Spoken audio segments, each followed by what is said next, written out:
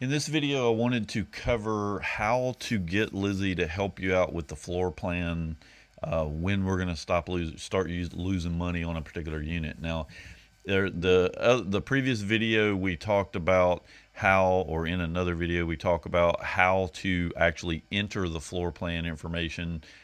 Basically, you set the account number to use over in settings. When you edit the purchase order and go over here to this page, you can enter your flooring costs for the individual units, and that tracks how much you're spending or how much you have to pay each month to the finance supplier to cover these floor plan expenses. But there was one missing piece, which is, at what point do I begin to lose money on this particular unit? How far out in the future can I continue to pay these flooring costs before I begin to lose money on that unit and I need to get it out of here? So what we have done is the first step to making this work is you have to set a due date. That's the date that you're going to start accruing the floor planning costs. So the due date is the first step to being able to track this. And then we've added a new field here for floor plan annual percentage rate. So this is the annual percentage rate that you're charged by the bank to floor plan these particular units. Now, the system is going to use a couple different things to help you figure out what date you're going to begin losing money.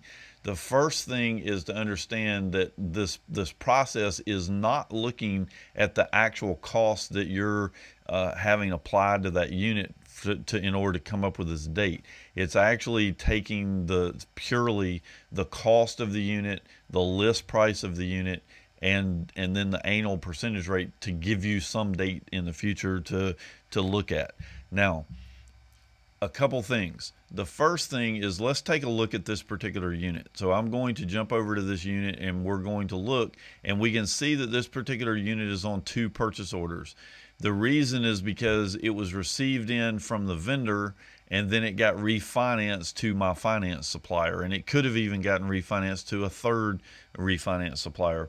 The point is that in order for this to work, the purchase order the unit is currently financed on has to have this information. So if I go to the older purchase order and add a due date and a percentage rate, you're not going to see this new function take place. That's the first thing. The second thing is the system is looking at the list price, what you're selling the unit for, in order to determine this. So if we edit this particular unit, right now you can see that we have a unit price of $29.99 and we have a unit cost of $2,200.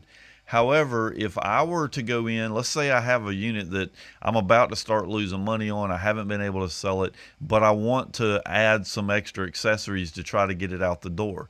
Well, those extra accessories are actually changing what you're going to set the list price for, and they also affect the cost of the unit. And so the system, in order to determine when you're going to begin losing money, is taking into account the extra things that you've added to the unit. So it's not purely looking at the cost on the PO and the list price. It's actually looking at everything involved with this unit and when are we going to start losing money. So once you set you have all this stuff. You've got the list price set, you've got the cost set, the purchase order has a due date, the purchase order has a finance floor planning percentage rate. At that point, what will begin to happen is you will start to see this field here populated on that unit, or on each unit that's on that purchase order. And it's basically giving me a date. At the current floor plan, I set this to 2%, but at the current floor plan rate, this is the date that I would need to sell this unit before I start to lose money. So, and as you can see that, with the amount of profit that I have built in here, it's going to be a while before I start to lose money on this particular unit. But in reality, when you're setting these things properly, this date is a little bit more realistic or depressing, however you want to look at it. So again, we have to set the purchase order due date, the purchase order percentage, and then we basically just come over and look at the unit. This date will change. So as I come in here, let's go in here and change. Let's say that we haven't been able to sell this thing, so we're going to change this to $2,500 instead of 29, and we're going to save it. And so now you can see the date has automatically changed to a more recent date because my profit margin is going away. So all of this stuff comes into play when we're looking at this date and determining when we're going to start losing money.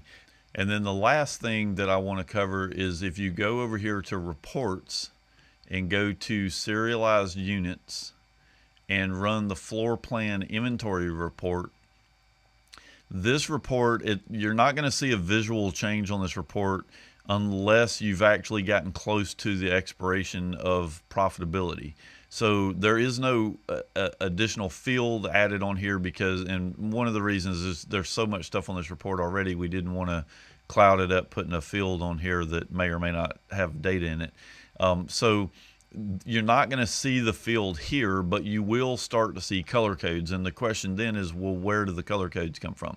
And so if we jump over here to settings and we go to serialized items and go to defaults, there's a new section right up here. If you point to the little question mark, it'll give you a little bit of detail as to what's going on. But essentially the first field is the days to alert. So basically I'm going to come in here and I'm going to say, okay, 60 days prior to not making a profit on this unit, I want to get an alert, or maybe 120 days, whatever it happens to be. That's going to be my alert stage. The warning stage, if I get within 30 days of losing money on this unit, I want to definitely to be alerted that we've got a problem here and we need to start getting rid of this unit. Once the unit has expired and we no longer have any profitability in it, you'll then get this brown color. So basically you're going to have an orange color on that report that we were just looking at if the unit is getting close. If it's gotten really close, it's going to turn red, and then if it's expired, it's going to turn brown. Expired basically means that we're not going to make any profit if we sell it. Now, the report itself, if any of these things gets color coded, you will get an icon that shows up on the report itself that you can point to that'll give you specifics as to how many days it's got left on it. But other than that, the report itself won't change unless these parameters have been set and they've expired or they fit inside of this area.